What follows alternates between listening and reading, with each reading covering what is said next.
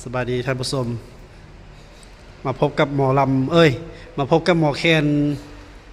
มายันทินเวียงทองเมืองเวียงทองเลยเนาะเมืองทองแข่งบริคำไซสปปลาวเพื่อจะมาเป้าแคนลายลำมหาไซให้ทุกคนได้ฟังเด้อขอเชิญเลย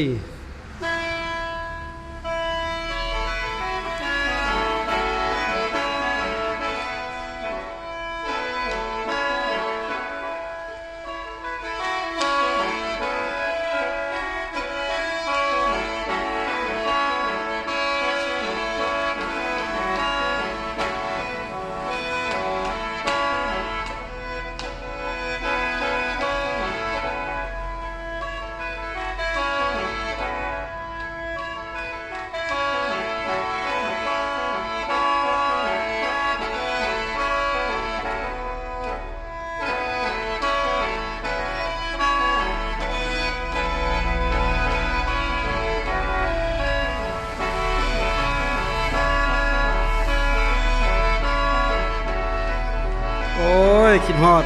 ผู้สาวมหาไซเด้เนาะได้ฟังเสียงแคนเพราะมายันนี่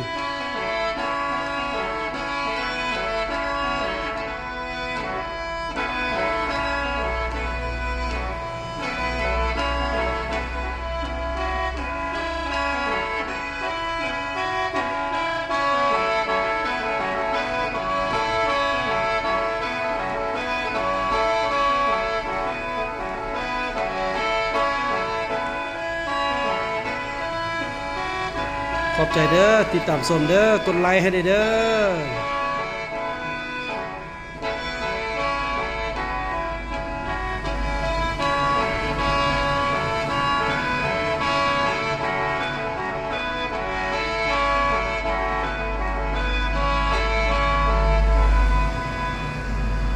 อ้า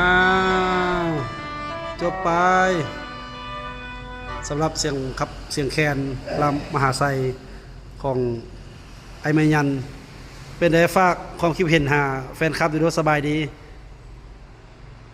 สบายดีปีนี้อายุจักปีแล้วปีนี้55 60 ปีบอกได้จักปีแล้วปีนี้60โอ้เพิ่นเป็นคนอายเนาะ